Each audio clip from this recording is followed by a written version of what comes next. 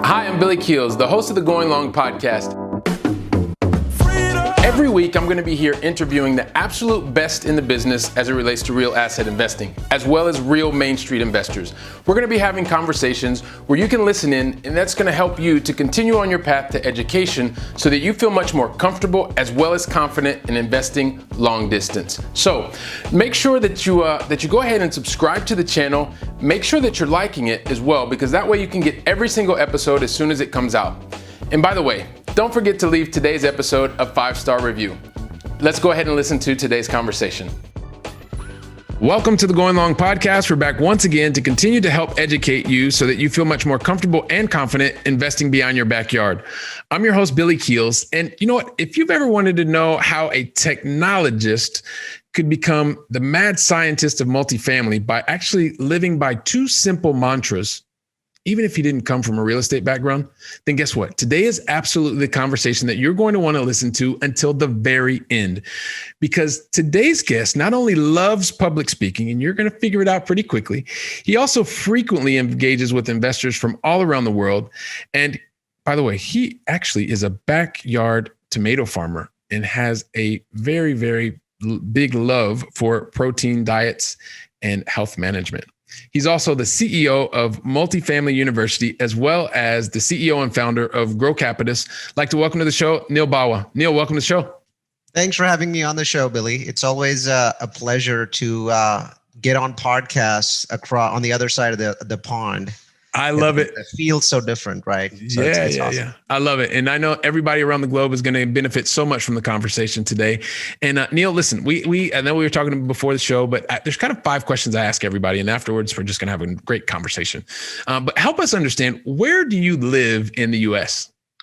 So I live in the basically the Pacific Northwest area in Northern California. So Silicon Valley, you've heard of Silicon Valley. I live in Silicon Valley. It's an interesting culture where we're looking to break things and put them back together. We're looking to ask questions. It's a very disruptive culture, and I'm very steeped in that culture, right? So literally and figuratively. So I live in an interesting town. We are the home of Tesla Motors. So about 7,000 Tesla engineers live all around me.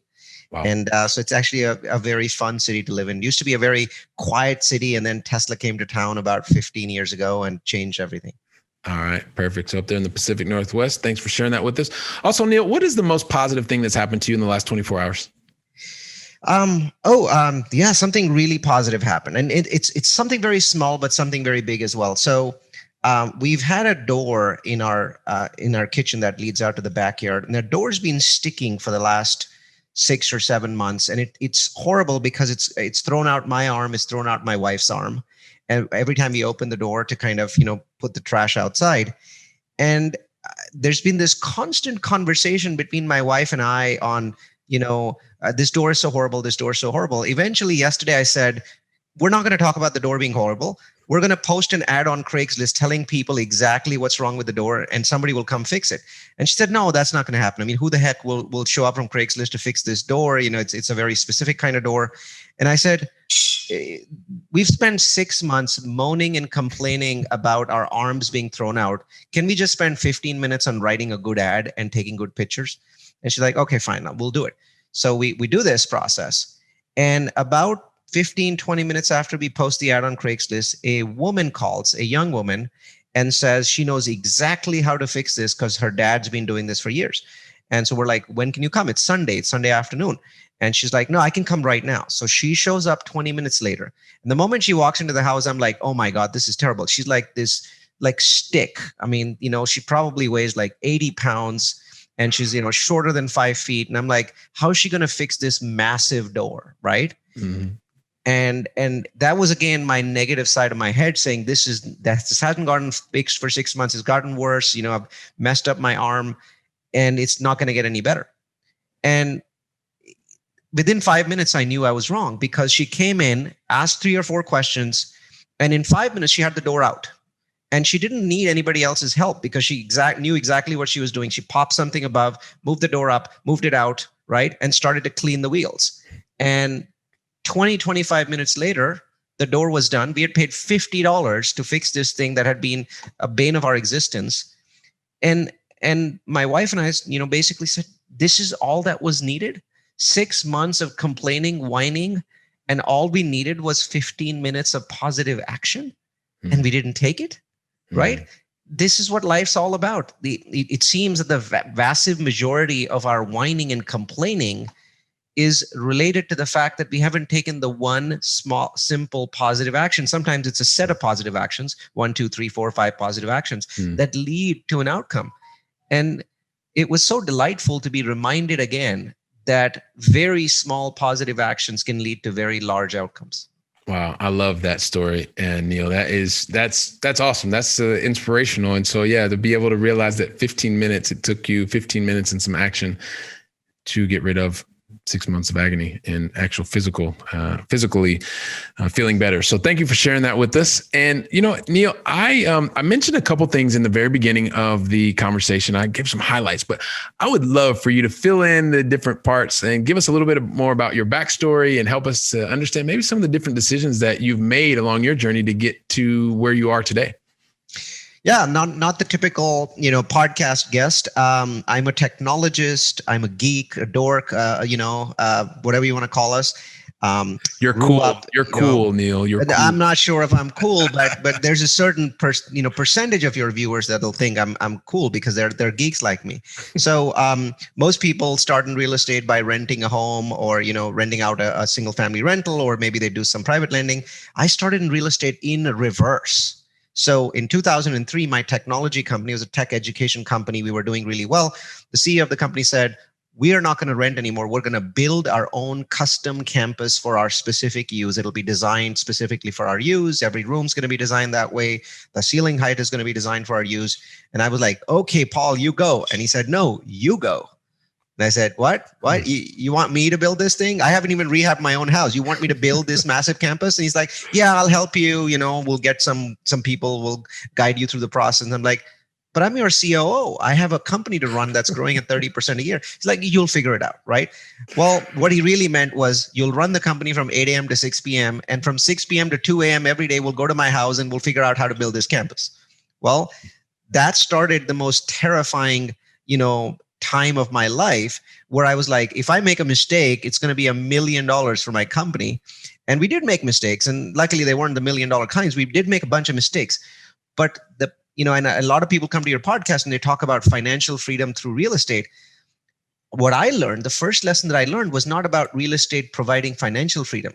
The lesson I learned was real estate is so powerful that it can change the face of your company. Because after 10 months of moaning, bitching, complaining, and whining, right, saying this is not my job, the campus was built. And within the next 4 months, our business changed completely because we had left our competitors behind the dust by designing something that was exactly what our business needed. Yeah. And we had designed for 5 years of growth. And in 17 months, the campus was full and we had to make another one. And so the first lesson that I learned was real estate can be completely, paradigm changing for not just individuals, but for business. And so I worked my way backwards from, paradigm changing for business to paradigm changing for individual. And having started with such a phenomenal gain, right? A campus that changed our business and allowed us to exit at class leading multiples 9 years later. No one in our industry had ever exited that multiples, but no one in our industry had custom built campuses that we designed. By that time, we designed 6, by the way. So, wow. So that lesson was what started my real estate journey. And of course, as you can imagine, then that journey where it became a personal journey, but it started as a business journey. Wow. So starting as a business journey, recognizing that real estate can also change the face of a company, right? Most people Absolutely. Would never have that type of epiphany. And the fact that you were able to do that, not just one time, but if I heard you correctly, you said you did that six times. Yeah. Amazing. That's just, that is fantastic. So I guess the kind of the first question I have is, what did that experience of doing that 6 times over 9 years, realizing the power that real estate can have in terms of a company, on a company, and how is that helping you today? Well, firstly, I built campuses from scratch, right? The knowledge that you gain and the confidence that you gain is astonishing. Most of my peers in the United States that are syndicators have never built anything. What they've done is they've bought old buildings and rehabbed them. These are cosmetic rehabs. And so they miss out on the big picture because I've built things from scratch. And so I can walk into a room and tell you what the occupancy is, tell you what the air conditioning or heating load is. I can tell you how much, what the cost of, the tiling or the laminate there. And all of these things have helped me in my business in different ways. Mm-hmm. They've also helped me do something very unique. As far as I know, I am the only syndicator in the United States that has two completely separate portfolios. So we have a, $200+ million new construction portfolio. And then we have a very, very healthy value add multifamily portfolio. And to be able to do those two things has been incredible for me because I've been able to move resources back and forth. I've had lean times in value add like COVID, and it's been compensated by extraordinarily strong time on the new construction side. So it's meant a lot to me. It's allowed me to balance my business. It's allowed me to grow at 10x the speed of other folks. And it's allowed me to give my investors different kinds of opportunities that they wouldn't have had access to before. So all of that came out of that corporate experience at building campuses. Obviously, now we build multifamily. We don't build offices. But once you get that experience, you've got this ability to outshine your competitors, because when we're doing projects, our competitors are just doing value add multifam. I'm doing value add multifam, heavy lift multifam, new construction multifam, and then starting the cycle all over again. So it's been incredibly, powerful for our business, and more investors have gravitated towards us. So having more people more investors gravitate towards you, more students gravitate towards you. I guess the question that kind of is in my mind, because you're doing things differently, right? Not only do you have a value add portion, you have a new build or development portion of your 200+ million in the development. When you look at that, it provides new options for students, investors. How much of that was by design from the very beginning, and how much of that was done by adaptation because you saw opportunity in the marketplace? Almost 100% of it was adaptation. I didn't ever intend to build anything. I enjoyed building things. It was fun. It was thrilling. But when I got into the multifamily world, it was, I wanted it to be like everybody else, do value adds. But then what I started noticing was, as the years went by, and our company was sold in 2013. So that's when I sort of became active. I was doing real estate since 2008. And I'll tell you that story, my kind of personal story of how I, migrated on the personal side. But Please. Beyond 2013 is when I got active in the syndication world. And my goal was just to do more syndications. But by 17, 18, 2019, value adds were becoming so expensive that people were buying 50-year-old property at $100,000 a door, where in the same market, tertiary market, you could build a new build for $130,000 a door.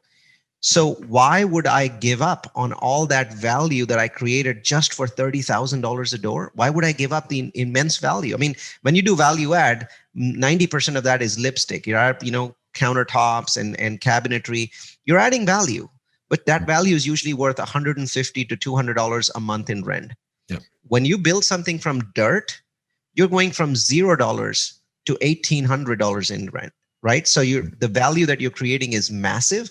And if the difference is going to be $100,000 a unit on the old stuff and $130,000 on the new stuff, it's clear. Most other people didn't have that choice because they don't know how to build.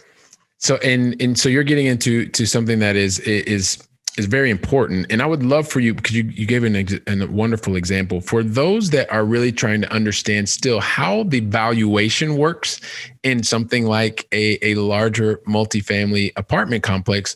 You just talked about it, creating value from $0 to $1,800 as an example, or creating $150 a door. Mm-hmm. What does that actually mean? I understand it, but maybe help our viewers and help our listeners understand what that means. So you have all these old properties in the United States that were built in the 70s and 80s. That was kind of boom time for apartments before they started clamping down on zoning, right? So there were apartment complexes mushrooming everywhere in the United States from the beginning of the 70s to the end of the 80s. After that, zoning basically started slowing everything down. And these apartment complexes haven't been upgraded in a very long time, right? So they still have the original countertops. They still have the original in many cases, they still have the original carpeting, which is disgusting, right? 30 years of rentals or more. And so there's this industry in the United States which buys these and then does a cosmetic lipstick on a pig upgrade, right? So you're putting a lot of good lipstick and maybe a little bit of rouge and a little bit of mascara on this pig, and now it looks like a much nicer pig. And you're renting out these units about, let's say, I'm going to just round this up, $200 a month more. And you might say, how much value could you be creating for your investors if you're renting it out for $200 a month more? Well, follow the math here. I'll try to make it as simple. I've got a 200 unit apartment complex. And out of those 200, let's assume for a moment that it's 100% full. Generally, they're about 95% full, but we're going to assume 100. So you got 200 units and you've added $200 a month. Well, 200 by 200 is $40,000 a month. Multiply by 12 months. You've added $480,000 a year of value. Now typically we hold for 5 years. So I'm going to take that 480,000, I'm going to multiply it by 5 years. And now I've added $2.4 million worth of cash flow. That's brand new cash flow. And you might say, wow, 2.4 million sounds like a lot, but don't you have like $5 million worth of investment from your investors? The answer is yeah. But if somebody gave me, let's say we had one investor and he gave us $5 million and we gave him $2.4 million back, well, that's almost a 50% return just in cash flow in 5 years. That's pretty good. That's pretty decent. And, obviously in a world of 0% interest rates, you want to be at 10% cash flow. But the good news is actually on the back end. There's this magic of multifamily, which says that for every one new dollar of income that you'll create, when you sell the property, someone will pay you $16 to $17 for it. And in large metros like San Francisco Bay Area, they'll pay you $25 for it. But I'll use the standard example in the US, which is you'll get $17 for it. So remember, I had generated in a year. So you have to, it's a multiple of the year. So I can't use the $2.4 million number. I'm going to go back to my annual gain, which is $480,000. So I did all this hard work. I generated $480,000 every year. Now I'm going to multiply that by 17. And that ends up to almost $8 million. Now, before you jump up and down and say, oh my God, as an investor, I'm going to make $8 million. No. Well, there's the portion that I take, right? So me and my many partners, this is a team sport. So think of us as a soccer team that's working on your property, right? Well, we take about $3 million. And then there's selling costs, there's buying costs, there's holding costs, there's loan fees. So it's probably likely that you as an investor, remember that one superstar investor that gave us $5 million, that there's going to be $3 to $4 million additional that are coming on top of this. And in the US, those dollars are very prized because they fall under a tax category called capital gains. And so this investor is not only making money, he's not paying 39% federal tax, he's paying 15%. And that is extraordinarily prized in the US, even though, our taxation levels are slightly lower than Europe where you are, it's still very prized. So investors absolutely adore what we do with value adds, right? Now we flip the paradigm and say, what about new construction? Well, with new construction, what we're doing is we're building it from scratch, right? So our cost of per door is higher. So it might be $130,000 a unit, but because we're building more value, the returns are higher. So if you take any random 20 value add projects, and then you take any random new construction projects, you'll notice that new construction projects, the profits are higher. Not like 2x or 3x, but they're 40, 50, 60% higher. And so blending the two projects together is something that's been a passion for me. I know that this is something that's unique to our company. I don't know how long it's going to stay unique because a lot of people are noticing what we're doing. But it allows us to do some phenomenal things with it. But, going back to the beginning of the story, how do you get so many investors to be able to, buy hundreds of millions of dollars? And I think that's the part of my story that is more interesting because, the mad scientist moniker really came from me developing some systems and tools and giving them away Wikipedia style. So we can talk about that if you feel it's a good thing. Well, yeah, we're definitely going to talk about that, because I also want to, because there's a lot that happens with education, and when you're educating and you are adding value to others, it helps to build a relationship. And I definitely want to talk about that. But if we go back to that kind of the mad scientist thing that you talked about, I know that there's something, and you just given us a really wonderful example to see how you can begin to derive value from a value add property. You talked about how that you can also then extrapolate that to new development. But I know that you particularly love your data, and you love having what you like to call data-driven decisions that are happening. So talk to us about some of the advantages that you see in having a really clear focus on deriving decisions based on data, not exclusively, but heavily on data. Yeah. I came from the world of data science. I'm a data scientist. And when I got into real estate, I was really shocked at how surface level, how shallow the use of data was. What I found was 90% of data was being gathered to convince investors to invest into some property that may have been a very shady property. So I went to a class early on, this is about 7 or 8 years ago, with a guru that's teaching multifamily. And the class was really good. I mean, he knew what he was talking about. The quality was there. There was some sales pitch to, upsell stuff, but I ignored it. And I got value out of it. And I was like, wow, this guy knows his shit. And then a few months later, the guy who was teaching the class, the head honcho, comes out with a multifamily property. And by that time, I'd done some research and I'd ranked the 516 main markets in the United States, in terms of their demographic strength, right? So some markets are very strong, some markets are very weak. And 516 markets. And the market that this syndicator was investing in his newer property was not at the very bottom of the list. It wasn't 516th. It was 515th, right? It had and it was in Louisiana. It had astonishingly bad demographics. Population growth was negative, job growth was negative, income growth was negative, home prices were not negative, but they hadn't gone up where they had gone up everywhere else in the United States. And crime was rising from an already high base. Wow. So I looked at that and I said, this guy is not going to do well with his project, because, look at this. These numbers are horrible.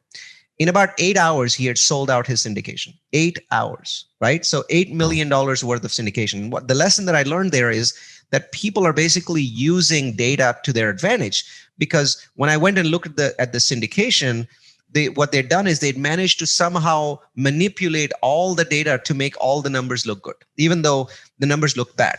So that day I learned a big lesson. And I said, you know what?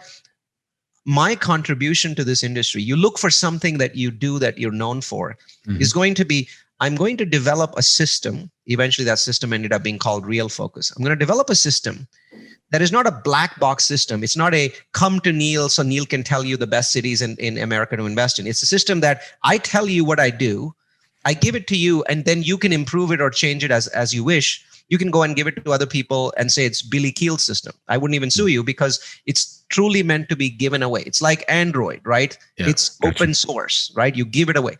So it took me years to develop that system. And I had to hire a Ukrainian hacker to basically spider hundreds of websites, the Bureau of Labor Statistics websites, the Census Reporter website, citydata.com, neighborhoodscout.com, housingalerts.com, localmarketmonitor.com. I took all of this data together and I said, I built something. And then I realized that I had screwed it up because it was too powerful and it was too difficult. So then I said, I'm going to use statistical analysis to figure out the answer to this question. There's this system. It takes hours and hours and hours to figure out. How can I take a subset of it and get to the point where I get the same exact result 98% of the time, but it's less than 10 minutes to use the system? Less than 10 minutes. That was my benchmark.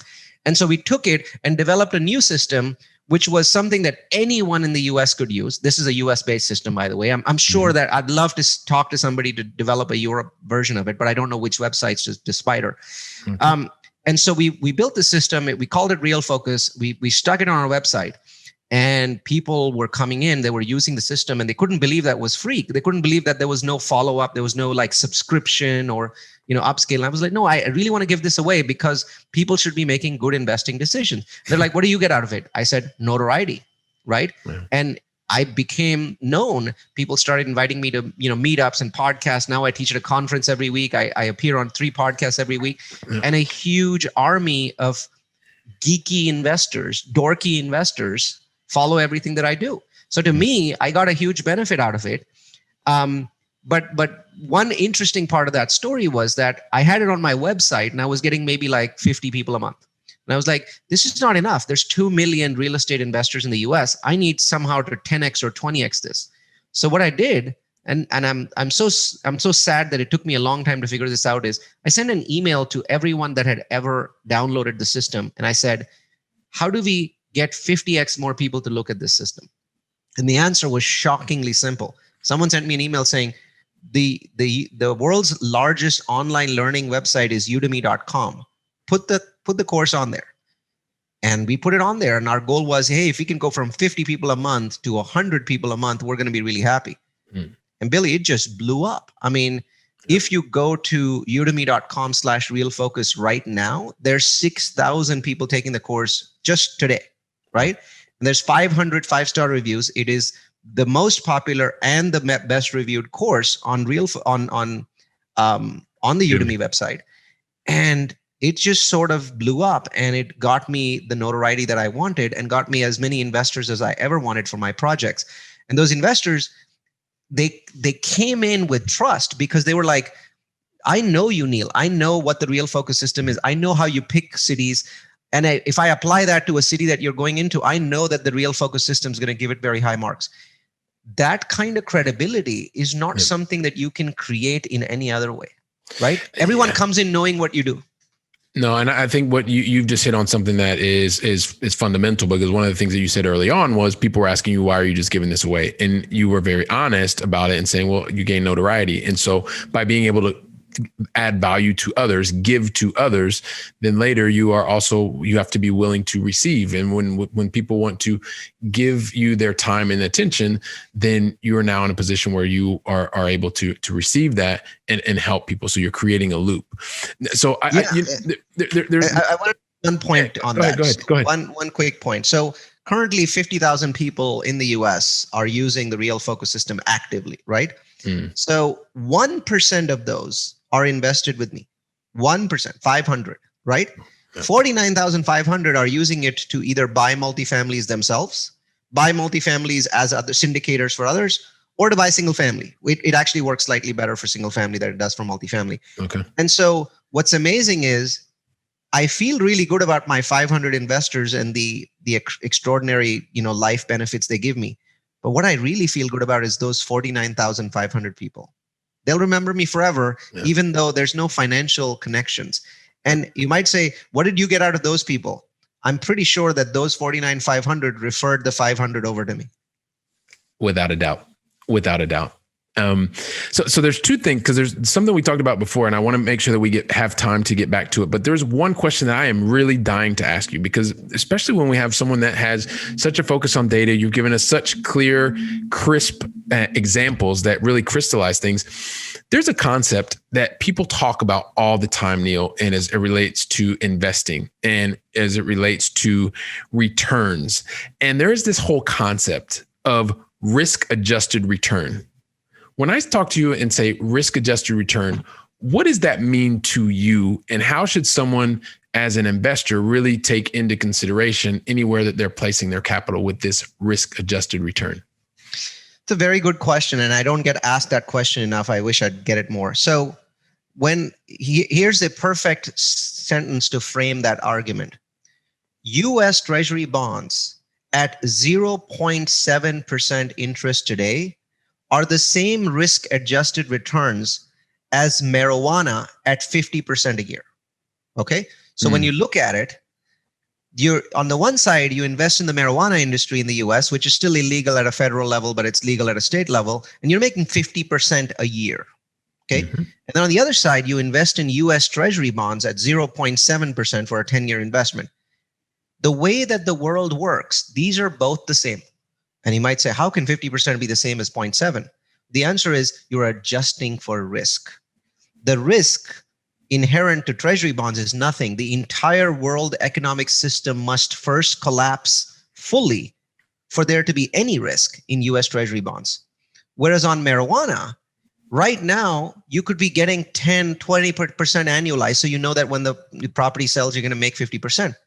But tomorrow, one state or the feds could change the rules, which completely tanks that industry. It already doesn't have banking. Marijuana doesn't allow banking. You can't go into a bank and put marijuana money in there. Mm-hmm. And all of a sudden, it's gone. And then everything else from in between marijuana, which I consider to be the highest, kind of the most risky investment that you can really make at scale, and treasury bonds, which is, one of the largest investments in the world, but it's at the lower end. Everything in between sits on a sliding scale. As returns go up, risk goes up. And so when you're saying, I make 30% and Billy makes 20%, where I'm making more than Billy, no, you're not. You're very likely to be on the same scale. Billy's just taking a lot less risk than you are. So someone who is buying a Class A property that is in downtown and is willing to take almost zero cash flow, 2% or 3%, he's just making sure that his downside is lower. That is an investor with a much lower risk level return. Now, there is a way to hack the system, and that's data, right? So let me give you an example. So there are 3,000 tertiary markets in the United States. And on a post-COVID basis, 1 out of 3,000, has positive employment growth. Can you imagine positive employment growth during COVID? I mean, that's just not possible. Yeah. Mm. But and so we had access to those 3,000 markets worth of data. We've spent a huge amount of money and time. And so when we sorted the data just for shits and giggles, we were like, let's take a look at it, see which one has lost the least. We found a city in the US that was gaining in employment during COVID. And we were like, how could this even be possible? This is a data error. There has to be some kind of error. So we go and we call people in the city. It's called Idaho Falls. It's the second largest city in Idaho. Idaho happens to be the fastest growing state in the union. So there was something there that made us think, maybe this could be right. Well, as it happens, there is an energy laboratory near Idaho Falls. So it's about 10 or 15 miles away. This laboratory has $5 billion worth of grants that have already been made. So this is money that's allocated. And over the last 4 or 5 years, the laboratory's been getting ready to spend this money. And over the last 6 months, they finally got to the point where the grants can trigger. Now they've got 15,000 people to hire in a city of less than 100,000 people. So at this point, Idaho Falls represents a city where you can screw up every damn thing and still make a humongous amount of money in real estate. That's how you can actually mess with the risk reward. Gotcha. Because the reward in Idaho Falls is massively beyond the risk level because it's pre-allocated money, right? So it's already allocated. Even if the Democrats come to power, they can't unallocate this money because it was allocated through a bond. And so no matter what happens, the employment levels in Idaho Falls for the next 5 or 6 years will not just be higher than the US, they will crush the US by 2x or 3x multiple. And nothing works like jobs when it comes to real estate. So we look for places like that, places you've never heard of. Dalton, Georgia, a city of 33,000 people, carpet capital of the world. Well, it has, because of its mountains, there's no land left. You can't build anything. Right? So as a result, each year as a city grows, there's more and more compression, which leads to rate and price increases. St. George, Utah, which is the only warm city in Utah. Utah's a cold state. They've done phenomenally well. They're the second fastest growing state in the US after Idaho. And so they have all this money that people in Salt Lake and Provo have, but it's really cold. But if you just jump into a commuter flight that's 25 minutes and go directly south, you're going to end up in St. George surrounded by red colored mountains and phenomenal temperatures, right? And Zion National Park, that's 20 minutes away. 3 million people go there. So can you imagine today, all those rich Utahns, if they want to escape COVID, guess where they're going? St. George. So St. George as a city has a occupancy for their multifamily of 99.2, which is by far the highest in the US, right? Nothing comes close. right? So nobody wants to leave because people are terrified that if they leave their apartment, they'll be homeless. They won't be able to get anything because no one's offering anything, right? There's just like waiting lists out 9 months.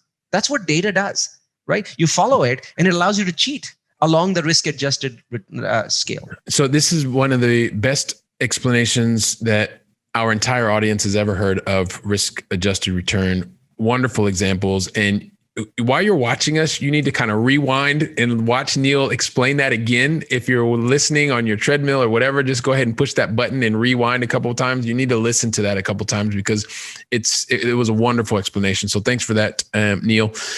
And also too, I'm also conscious of time all the time. But there's a question that I need to ask you because we were talking about it before. We can go to the top of the hour, Billy. Yeah, it's fine. So I talked about you being CEO of Multifamily University, about Grocapitus. Help us to understand how you're adding value with the Multifamily University and also to some of the things that you're doing at Grocapitus. If you can help us understand how it works. Yeah, adding value is something that I get very excited about. So every time I see a way to add value, I jump in. So in the last 6 months, we've done 6 COVID town halls, and each one of these 6 had a theme. So there was a student housing theme, there was an industrial theme, there was a multifamily theme, a single family theme, where we basically bring in top-rated experts. We do our own research. So we present our research and then we open it up to panelists. More than 1,000 investors have watched every one of our 6 town halls. Wow. I think that's the best way to give value because these town halls, we have an absolute ban on anyone discussing anything other than the topic. So you can't even say something like, I do multifamily or I have syndications. You can't say anything. It's just, you came in, you got what you want and you got out. And what's interesting is when I say that to some of these experts, they don't want to show up because they want to go and pitch a product. And I'm saying, true value means true value. There's no half-assed true value. It's just true value. You're in there and people will Google you. They'll learn more about you. You just can't tell them, about yourself. And what's interesting is over time, I've realized that there's many people out there who love the concept of true values. They're like, oh, I'm happy to give you an hour of my time. I'll share with you what I know. And we have built an ecosystem of those people that believe in the concept of true value. We've created partnerships with them and we've created projects with them. And people come back and say, I listened to this guy a year ago talk about industrial. Now that Neal has a project with him, I'm going to go and execute on that project. Similar things. We are doing in about 10 days a session about the impact of the election, the US election on real estate. And we expect that we will have to repeat the session 3 times because our Zoom license, which is 500 people, is going to go in like seconds, right? Because everyone wants to know what that impact of the election is. And we've broken it down into 1031, capital gains, new construction, opportunity zones. What are all the different things that are going to get affected, right? Regardless of whether Republicans or Democrats come in. Then we've got a new series that's coming up that I'm super passionate about. It is a 6-part series about the absolutely world-changing impact of climate change on real estate. So there's a lot of people that are Republicans listening to this saying climate change doesn't exist. My feedback is this: no, it's not climate change that doesn't exist. Your argument, if you're a Republican and you think your climate change denier, is that climate change is not caused by humans. So first get your argument right? No one's saying climate change doesn't exist. They're saying climate change is not caused by humans, it's caused by the earth. Fine. So what I've done is I've created this 6-step program. It's 6 different webinars that assumes that climate change could be because of natural causes. So let's not even get into the conversation of whether it's caused by humans or not. I'm simply talking about, okay, regardless of who caused it, this is going to massively, in a way that has never been seen before in history, disrupt real estate, right? Let's talk about what that disruption is, because it is going to create the greatest single opportunity for real estate wealth that you will see in your lifetime. The last time an opportunity like this came in, it was called the gold rush, and it was in the 1800s. Nothing like that has happened since.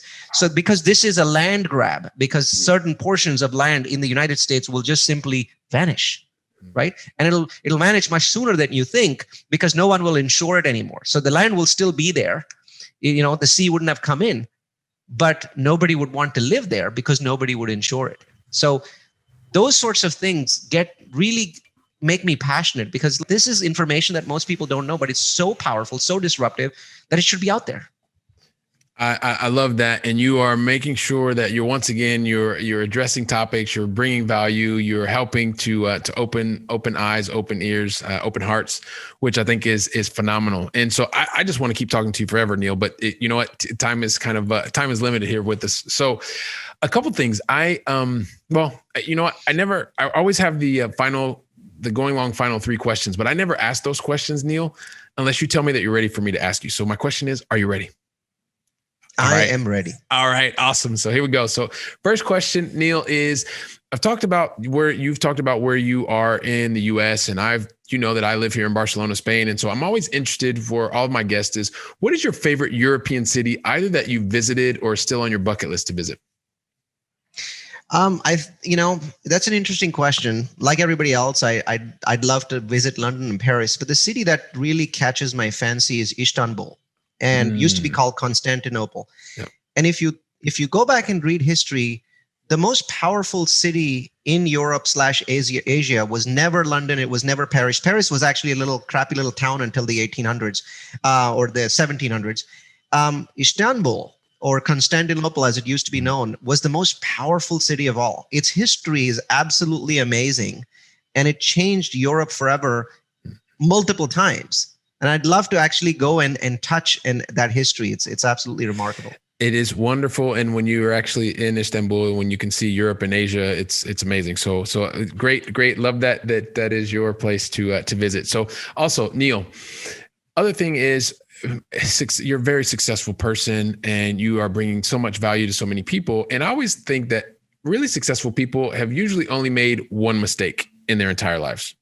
Okay, maybe more. but look, if you can think of one mistake that you made, that learning experience, and more importantly, what lesson did you learn from that mistake or that learning opportunity that you would pay forward to us today?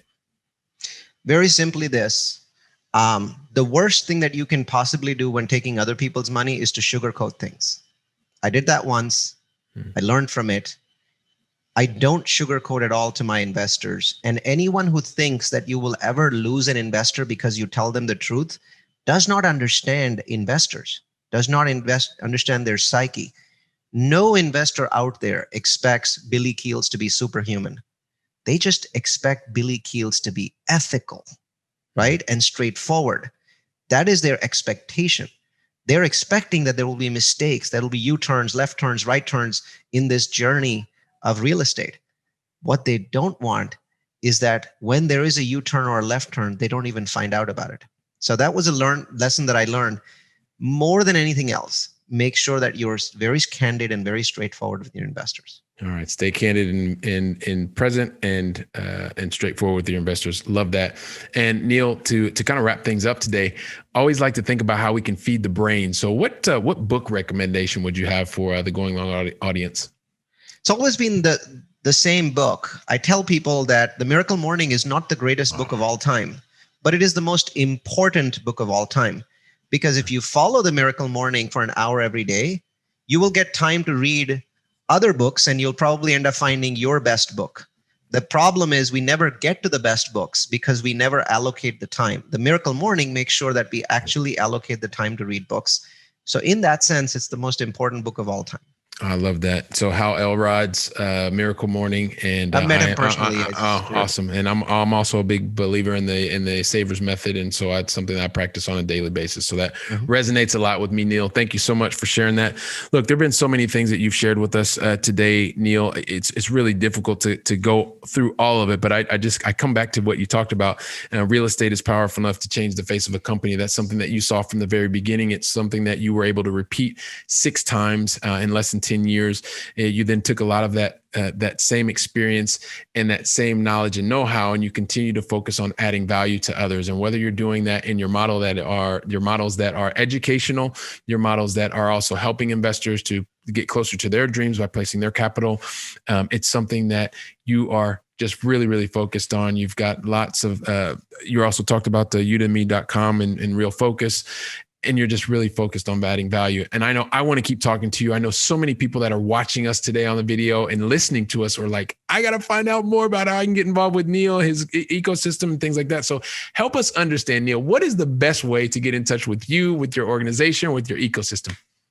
Well, if you're watching this as a video, you'll notice that, above me is this logo, Multifamily University. And we started as Multifamily University, and it sort of became all things data.